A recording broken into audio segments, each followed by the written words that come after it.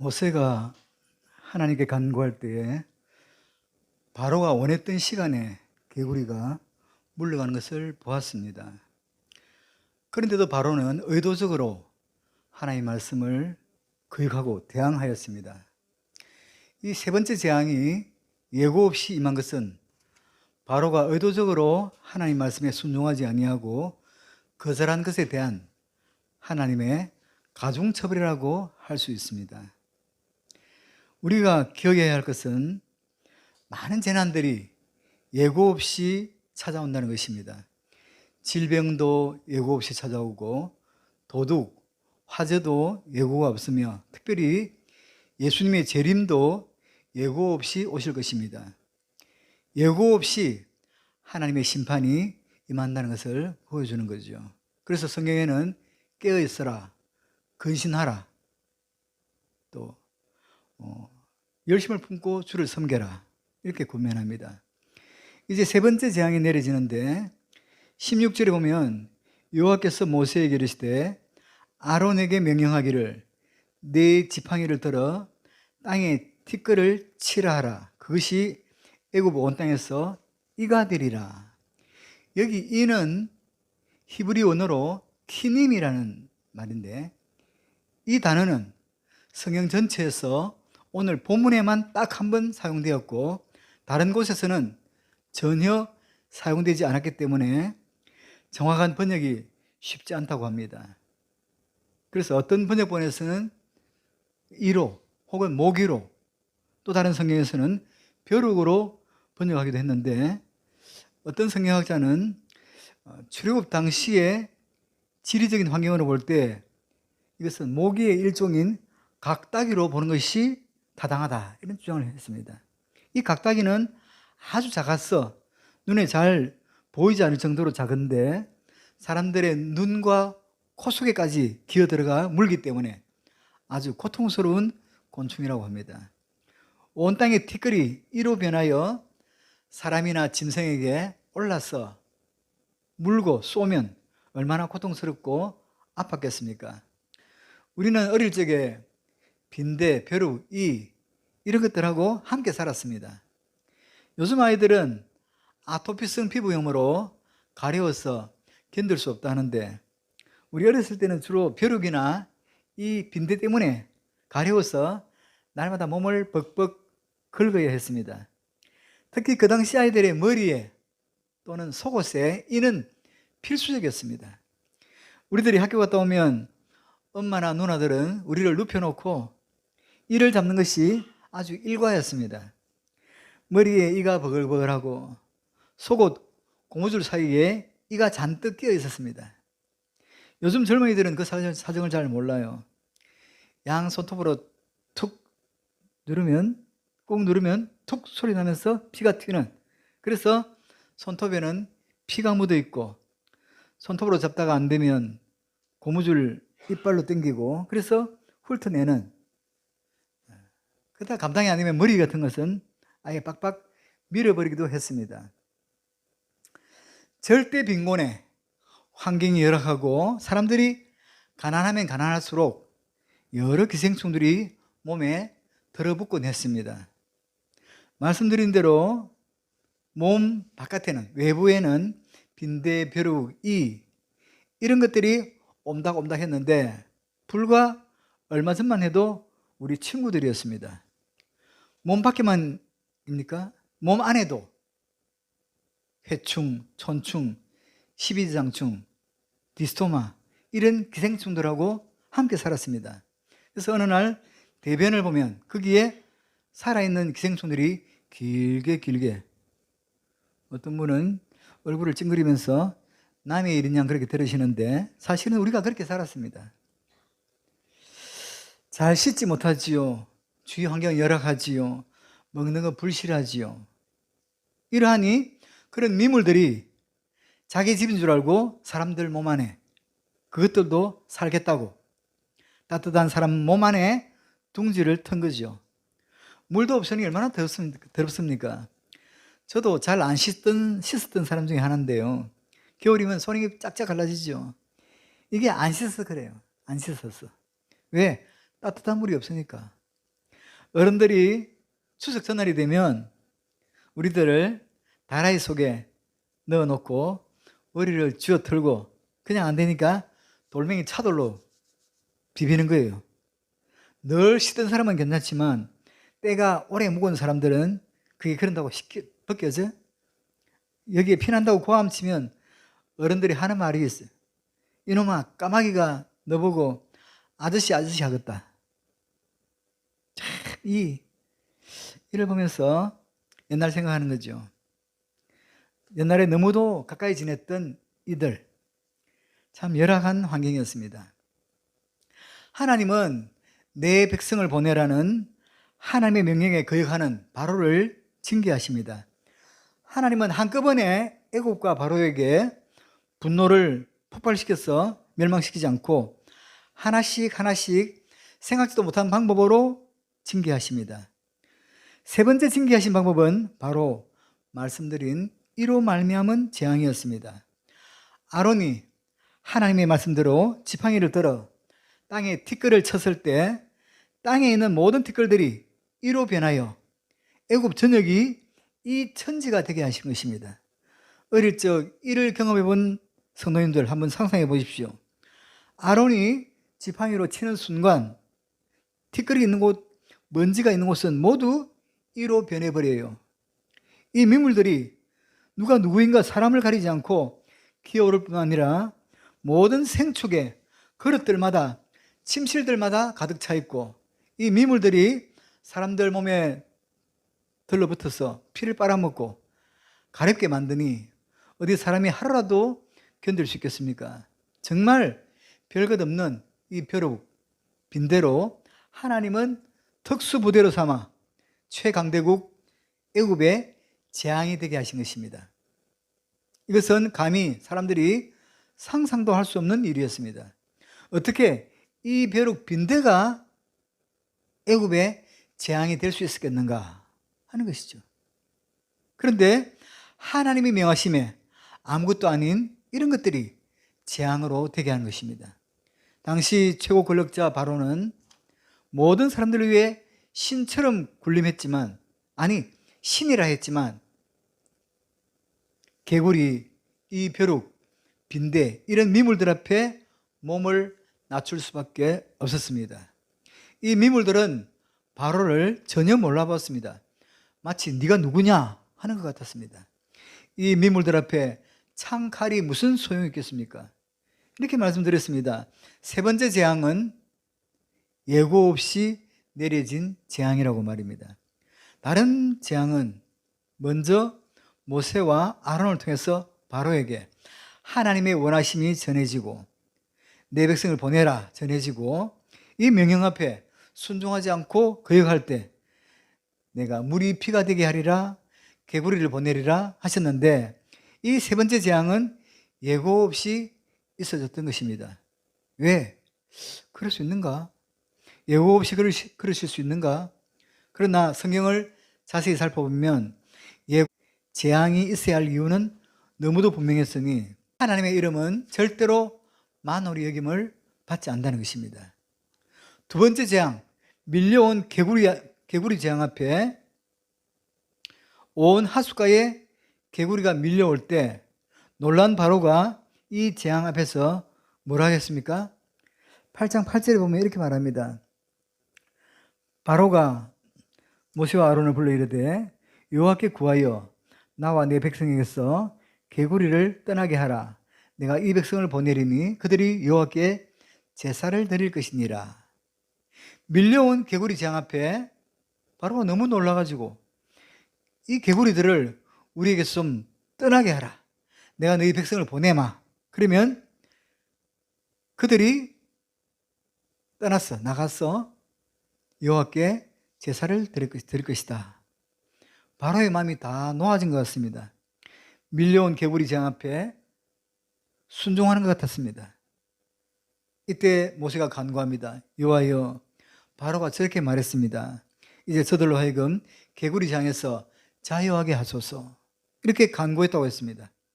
그 모세의 간구 앞에 개구리가 떠나갑니다. 이제 개구리 재앙에서 자유해졌습니다. 이때 다시 바로의 마음이 강팍해진 것입니다. 자, 15절. 아침 일찍 나오느라고 여러분이 지금 약간 졸음기가 있는 분이 있어서 15절 같이 읽겠습니다. 시작. 그러나 바로가 숨을 쉴 수 있게 됨을 보았을 때에 그의 마음을 완강하게 하여 그들의 말을 듣지 아니하였으니 여호와께서 말씀하신 것 같더라. 급할 때는 여호와여 하던 바로가 여유가 생기니 마음이 강팍해졌고 하나님의 말씀을 듣지 않는 것입니다. 백성들을 보내지 않겠다는 거예요. 마땅히 여호와의 백성을 보내야 하는데도 조금 여유가 생기자 다시 강팍해져서 여호와의 말씀과는 전혀 관계없는 결정을 내립니다. 이때 하나님께서 모세에게 명하셨고 아론을 통해서 예고 없이 이 재앙이 오게 한 것입니다. 다시 말씀드립니다. 하나님 앞에 있어진 약속을 조금 여유가 생기자 어겨 만홀히 여김받지 않으시는 하나님은 하나님의 하나님 되심을 나타내시면서 저들에게 세 번째 재앙이 있어지게 한 것입니다. 절대로 하나님의 이름은 만홀히 여김을 받지 않으십니다. 만홀히 여김 받지 않는다는 말은 업신여김을 받지 않는다는 거죠. 사무엘상 6장에 보면 엘리의 두 아들인 홈니와 비느하스가 전쟁을 하는데 지자 우리가 자꾸 지니까 여호와의 법궤를 가지고 나면 우리 이길 거야 하고 들고 나갔는데 더 많이 졌어요. 지고 질 뿐만 아니라 법궤를 빼앗겼습니다. 이스라엘의 상징이요 하나님의 임재를 상징하는 법궤를 빼앗은 블레셋은 너무도 신이 나서 저들의 신인 다곤 신전의 신당에 그 법궤를 갖다 놓습니다. 그런데 여호와의 법궤가 다곤 신전의 신당에 있어서는 안 되는 거죠.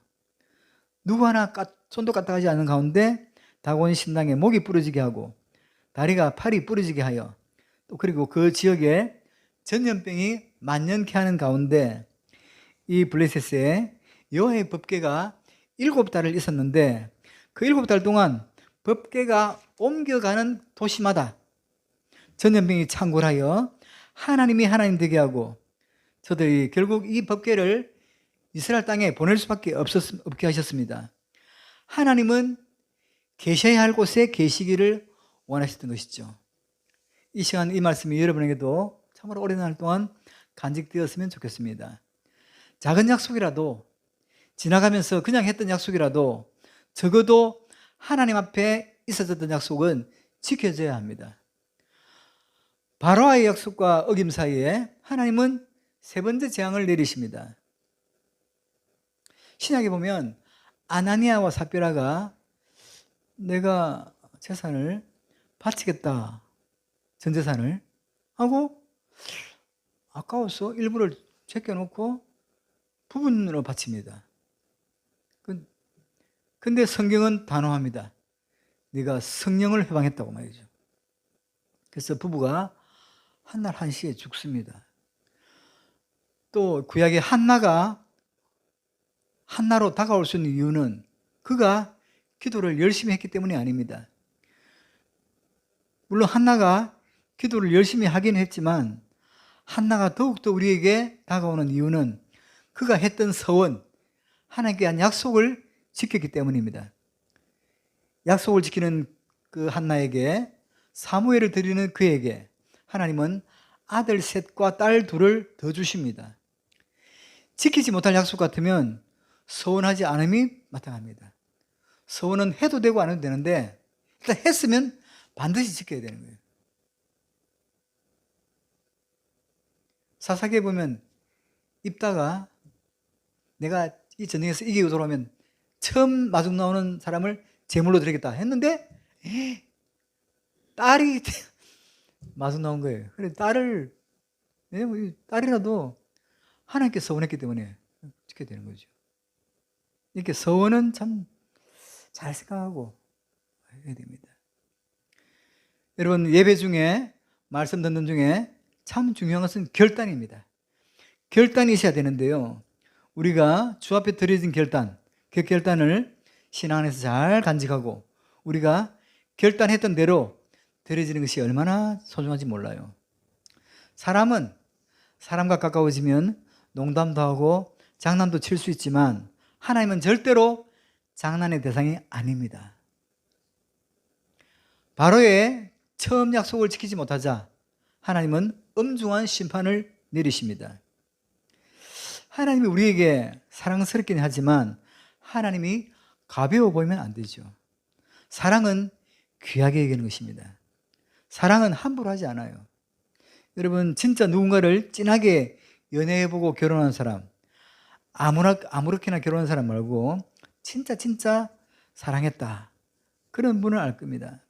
진짜 사랑하면 함부로 못합니다. 귀하게 여기고 삼가 그 앞에서 조심합니다. 여러분, 사랑은 귀하게 여기는 거죠. 하나님과의 관계 속에서 언제까지나 함부로 살아도, 언제까지나 그 약속을 어겨도, 언제까지나 바닥에 주저앉아 있어도 되는 것은 절대로 아닙니다. 하나님은 세상 앞에서는 혹 천덕꾸리가 되어 있을지라도 저와 여러분에게만은 존귀 여김받기를 원하신다는 사실을 잊지 마시기를 바랍니다. 하나님을 존귀 여기는 방법 중에 하나는 겸손히 기도하는 것입니다. 기도야말로 하나님을 하나님으로 인정하는 행위이고, 아무리 그가 고결해 보여도 기도하지 않으면 사실은 교만한 것입니다. 아론을 보십시오. 하나님께서 땅에 있는 티끌을 치라 하십니다. 그러면 그것이 이가 되리라. 그 하나님 말씀에 17절은 이렇게 소개합니다. 그들이 그대로 행할세. 한번 따라서 합시다. 그대로 행할세. 네, 그들이 그대로 행할세. 하나님은 모세에게 명했고, 모세는 그 하나님 명령을 아론에게 전했고, 그 말씀을 하나님께로 직접 듣지는 않았지만 모세로부터 전해들은 아론은 그 명령 앞에 그대로 행하여 지팡이로 땅에 티끌을 치는 것입니다. 위대한 하나님의 기적은 말도 안 되는 하나님의 요구에 순종한 자에게 있어짐을 믿으시기를 바랍니다. 여러분, 정리하십시오. 순종이 없이는 기적이 없어요. 모든 게 다 순종에서 비롯됐습니다. 지팡이로 홍해를 치라. 친다고 치면 물이 튀고 말지. 이게 갈라질까? 이 큰 바다가? 우리 생각이 그렇지 않습니까? 근데 순종하니까 갈라지는 거죠. 반석을 치라. 그 사막에서 무슨 물이 귀하고 귀한 그 사막에서 어떻게 물이 나오겠어요? 쳐라. 치니까 물이 나와요. 모든 성경의 기적은 도저히 우리 인간의 판단과 이성으로는 있을 수 없다 싶은 그런 상황에서 순종하니까 다. 순종하니까. 장대에 달린 노뱀을 봐라, 나을 것이다. 아니 뭐 하다못해 아까징이라도 치라고 벤트라도 붙이고 뭐 후싱이로 발라야 나을 것 같은데 그냥 바라보라는 거예요. 그러니까 에이, 말도 안 되는 소리. 안 바라보는 사람들은 안 나아요. 좀 확신 안 했지만 본 사람은 낫습니다. 그러니까 순종하는 사람에게 성경의 모든 기적은 물 갖다 주라. 포도주 됐어요. 모든 기적은 순종해서. 그래서 순종이 뭐보다 낫고 제사보다 낫고 듣는 것이 수양의 기름보다 나으니라. 굉장히 순종이 중요합니다. 성경의 모든 말씀은 하나님의 말씀의 순종. 이걸 안 한다는 것은 내 계산, 내 판단, 내 지식 이런 거거든요. 내 의지. 그러니까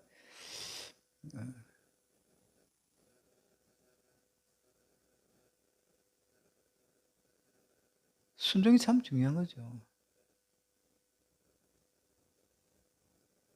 하나님의 말씀은 우리 인간의 지식이나 이런 걸 뛰어넘는 거거든요. 그러니까 순종하기 쉽지가 않아요. 이단들의 책 보십시오. 이단들의 책들은요, 이해가 돼요. 왜? 사람 머리에서 나온 거거든. 그 사람 머리에 나오기 때문에 다 이해가 되고 다 수긍이 돼요. 근데 하나님의 말씀은 이게 이해 안 되는 게 참 많아요. 원수를 사랑하라. 절대로 안 됩니다. 그냥 손해봐라. 오리를 가져왔는데 심리 가져라. 이건 있을 수 없는 거예요. 우리 인간의 본성으로는 안 되는 거예요.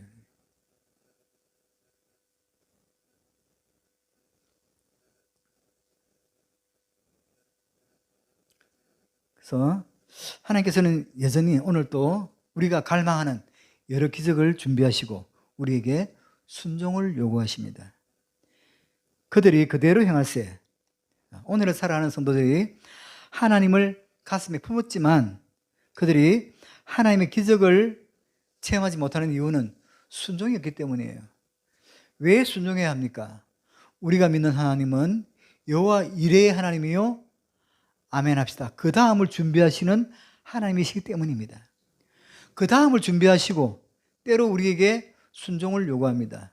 그 순종을 통해서 아주 어려운 때를 순종으로 이기는 것을 보고 하나님은 그 다음을 통해서 역사하십니다. 저는 여러분 모두에게 때로는 도무지 말도 안 되는 그 하나님의 요구에 순종할 수 있는 복된 영성이 있기를 축원합니다. 자, 그런데 왜 하나님은 굳이 티끌로 이를 만드셨겠습니까? 티끌이라는 것은 창세기에 보면 우리를 만드신 재료예요. 인간들이 아무리 대단한 것 같아도 사실은 한 줌의 티끌일 수밖에 없어요. 그렇게 바르고 입고 뭐 별 몸에 투자해도 딱 죽으면 화장터에서 1시간 반 태우고 요만한 가루로 끝나버려요. 너는 흙이니 흙으로 돌아갈지니라. 흙이 티끌 아니에요? 너는 흙이니 흙으로 돌아갈지니라. 누가 안 돼요, 난 못 가요 할 수 있습니까? 다 가. 100%. 절대 진리예요. 진리에는 절대 진리가 있고 상대 진리가 있는데, 상대 진리는 장은희 사모님 예쁘다. 이게 상대 진리. 왜냐면 예쁠 수도 있고 안 예쁠 수도 있어. 내 눈에 예쁜데 다른 사람도 안 예뻐. 그럴 수도 있어요. 근데 절대 진리는 사람은 죽는다. 이런 거. 해는 동쪽에서 뜬다. 이런 게 절대 진리예요. 인간이 아무리 대단한 것 같아도 사실은 한 줌의 티끌일 수밖에 없어요. 그래서 옛날 이스라엘 백성들은 회개할 때 티끌 위에 앉아서 베옷을 입고 회개의 기도를 했습니다. 죄를 뒤집어 쓴 채 기도했습니다. 이것은 우리가 이 정도밖에 안 되는 보잘것없는 존재라는 고백이에요. 하나님 앞에 긍휼을 기다리는 모습이죠. 티끌은 사람들이 밟고 다니는 땅입니다. 거기에 누가 아무리 침을 뱉어도 뭐라 하는 사람 없어요. 그런데 이 티끌이 하나님이 손을 대니까 군대가 되었다는 거예요. 최고 권력자를 무릎 꿇게 하는 도구가 되었다는 거죠. 하나님은 목동 다윗을 왕이 되게 했고 그 목동 다윗을 사용하여 골리앗을 굴복시켰습니다. 저는 여러분 모두를 축복하는데 하나님은 무엇이라도 만드실 수 있는 능력의 하나님이심을 믿으시길 바랍니다. 믿음은 기대예요. 기대가 없는 믿음은 믿음이 아니죠. 티끌과 같은 나지만 하나님이 손대시면 역사가 일어날 것이다. 젊은 분들이요, 여러분 앞에 하나님이 좀 더 선명해지기를 축복합니다. 하나님도 믿고 세상도 적당히 의지하면서 그렇게 살지 말고 좀 더 선명한 하나님의 사람으로 살기를 선언하고 달려가 보십시오. 삶의 마디마디마다 하나님의 은혜를 누리게 될 것입니다. 하나님을 가슴에 품고 세상을 정복하며 나갔으면 좋겠어요. 젊은 시절은 인생을 즐기는 것이 아니라 하나님의 말씀을 가슴에 안고 뭔가를 도전해야 하나님이 축복합니다. 지금 즐기겠다고 살면 젊을 때는 멋있기는 하지만 지금 그 상태에서 더 이상 발전은 없는 거죠. 그런데 그 젊음의 때에 즐기기보다는 하나님을 가슴에 안고 도전하며 나갈 때 하나님은 그 사람을 들어서실 것입니다. 젊은 날에 내 인생을 즐기는데 초점을 맞추면 오토바이도 사야 되고 뭐 명차도 사야 되고 뭐도 사야 되고, 그러면 그 인생은 그 엄마 아버지를 절대로 뛰어넘을 수 없어요. 세상에 우연히 되는 것은 아무것도 없어요. 하나님을 가슴에 안고 하나님께서 너는 세상을 정복하며 살라 했으니, 좀 중요한 것은 하나님은 무엇이라도 창조해낼 수 있는 능력 있는 분이시다. 이것을 기억해야죠. 자, 세 번째 재앙 앞에서 애굽의 마술사들은 손을 들고 말았습니다. 세 번째 재앙에서 또 바로는 마술사 술객들을 불렀어요. 지금까지 애굽의 마술사들은 모세와 아론의 기적을 흉내내면서 하나님의 능력을 별것 아닌 것으로 만들려고 했습니다. 저들은 지팡이가 뱀처럼 만들어지기도 했고, 저들은 물이 피가 되게 하기도 했고, 또 소수지만 개구리가 하수에서 올라오기도 했어요. 그러나 마술사들은 여기까지예요. 저들은 티끌에서 이를 만들어내지는 못해요. 이 세 번째 재앙 앞에서 마술이 통하지 않아요. 왜 했을까? 이런 걸 생각하면서 읽어야 됩니다. 왜 했을까?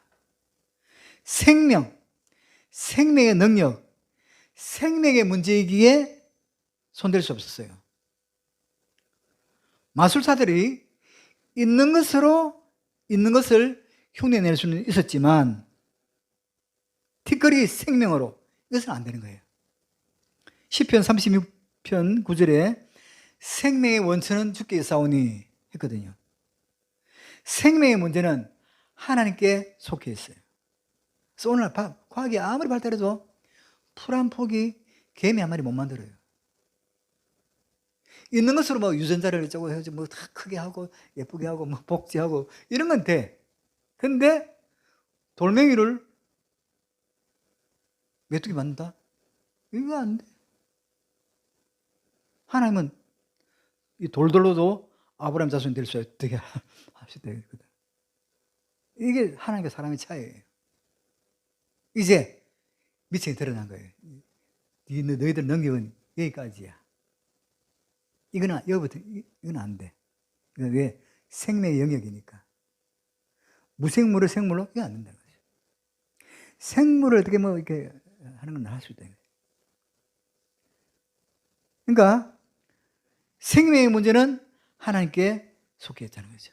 세상에 그 어떤 것도 생명의 권위에 도전할 수 없어요. 죽은 것을 살리고 산 것을 영원히 살게 하는 분은 아멘 합시다. 하나님밖에 없어요. 이 생명에 관한 하나님의 능력은 티끌을 가지고 일을 만들고 끝나는 게 아니에요. 생명의 주인 되신 하나님은 일을 만드는 정도가 아니라는 거예요. 이사야 41장 14절 15절은 이렇게 말합니다. 잘 들으십시오. 지렁이 같은 너희 야곱아, 너희 이스라엘 사람들아, 두려워 말라.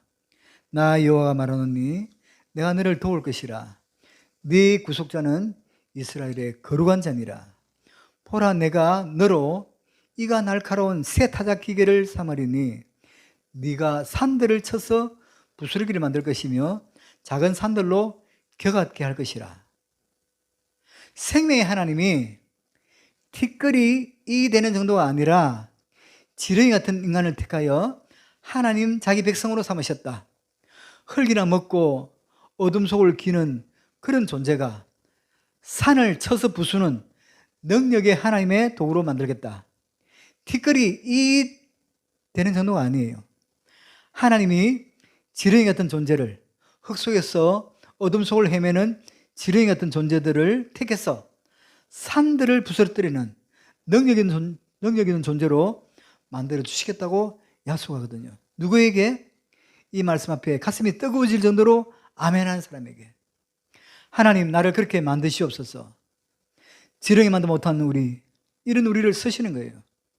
분명하게 그 하나님을 가슴에 안고 나는 달려가 버리라. 성공과 실패, 대단해지느냐 아니냐가 아니라 내가 적어도 하나님을 가슴에 품고 달려가리라. 그렇게 할 때 하나님은 은혜를 베푸시는 거죠. 티끌을 이루, 지렁이 같은 존재도 위대한 하나님의 도구로, 신약에 와서는 더 대단한 선언이 나오지요. 누가복음 3장 8절에 보면 이 돌들로 아브라함의 자손이 되게 하리라. 이게 하나님의 음성입니다. 자, 티끌로 이를 만드신 하나님은 돌들로도 아브라함의 자손이 되게 할 수 있다는 거죠. 죄와 사망의 선고를 받고 영원한 지옥의 형벌을 받아야 할 운명이었던 저와 여러분을 하나님 자녀로 만드시고, 또 그 지렁이 같은 나를 돈 좀 벌겠다고 그 어둠 속을 헤매고 다닐 나를 하나님 자녀가 되게 했다. 이거 기적 아닙니까? 성경을 보십시오. 하나님은 사모하는 영혼들을, 가슴이 뜨거운 심령들에게 오늘 또 역사하셔요. 여러분이 거울을 자세히 보십시오. 기적이 보이지 않습니까? 이 지옥 갈 놈이 천국 갔다. 심판에서 영생으로. 이것은 하나님만이 하실 수 있는 역사예요. 오늘도 마귀는, 사탄의 세력은 모든 것을 흉내냅니다. 기적도, 병 고치는 능력도, 방언도 모두 다 흉내냅니다. 그러나 구원은 손댈 수 없어요. 세 번째 재앙 앞에서 저와 여러분에게 무엇으로 만들어낼 수 있는 그 하나님의 능력이 믿어지기를 바랍니다. 무엇보다도 나를 구원으로 새롭게 생명을 주신 나를 향한 주님의 기대가, 그 은혜가 믿어지기를 바랍니다. 결국에 생명의 기적 앞에 손을 든 술객들의 고백이 무엇입니까? 술객들이 바로에게 이렇게 이야기합니다. 왕이여, 이는 하나님의 권능입니다. 이는 하나님의 권능입니다. 제 얼굴만 보니까 안 보인 것 같지만 19절에 그렇게 말했다니까. 자, 19절 한번 읽어봅시다. 19절 시작. 요술사가 바로에게 말하되 이는 하나님의 권능이니이다 하였으나 바로의 마음이 완악하게 되어 그들의 말을 듣지 아니하였으니 여호와의 말씀과 같더라. 지금 하나님의 사람이 아닌 마술사들을 통해서 하나님의 이름이 높여지고 있어요. 술객들이 고백한 것입니다. 지금 이 기적은 땅의 사람들의 힘으로가 아닌 하나님의 권능이라고 말입니다. 여러분, 우리가 하나님을 놓지 않으면 우리를 통해서 하나님의 이름이 높여질 날이 반드시 오게 될 것입니다.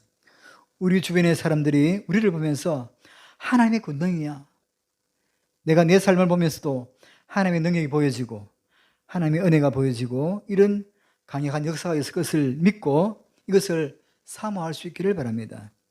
하나님은 우리를 새롭게 창조하실 능력이 있습니다. 새롭게 만드실 능력이 있어요. 이제 말씀을 마무리합니다.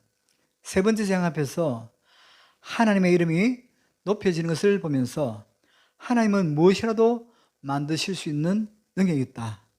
하나님은 창조자이시니까 모세의 손에 들려진 지팡이를 하나님의 지팡이가 되게 하시고 영광 받으신 하나님, 예배 마치고 나가다가 저 입구에 이르러서도 하나님이 안 보이면 다시 돌아와서 1시간 기도하고 가세요. 그렇게 기도해도 눈물이 안 오면 더 기도하고, 나가면서 거울 보고 눈이 너무 맹숭맹숭하면 내가 예배를 제대로 드린 것인가 점검해보고, 내 삶에서 나를 드러내는 것이 아니라 하나님을 드러내며, 그렇게 하나님을 드러내려고 하는 우리를 통해서 하나님은 더욱더 큰 역사를 이루어 가실 것입니다. 아멘. 기도하겠습니다. 전능하시고 자비하신 하나님, 오늘 세 번째 재앙인 티끌을 이로 변하게 하신 사건을 상고했습니다. 하나님의 이름을 만으로 여기는 바로에게, 하나님과의 약속을 무시한 바로에게 하나님은 미물을 통해서라도 엄중한 심판을 하신 것을 보았습니다. 우리가 늘 예배 중에 서원하고 결단한 것을 잘 이행하는 자 되게 하시고, 티끌과 같은 미천한 우리지만 하나님께서 손대실 때에 큰 역사가 일어났음을 기억하고 하나님이 우리에게 좀 더 선명해지기를 원합니다. 죄로 인하여 영원한 지옥의 형벌을 받아야 될 우리들을 하나님이 자녀로 만드시고, 지렁이 같은 우리들이 이 어둠 속을 헤매지 않게 하시고 빛 대신 주님 옆에 나와서 빛의 자녀로 살아가게 하심을 감사드립니다. 우리의 삶 속에서 나를 드러내는 것이 아니라 하나님의 존귀한 이름이 드러나고 높여지는 역사가 있게 하여 주옵소서. 예수님의 이름으로 기도드리옵나이다. 아멘.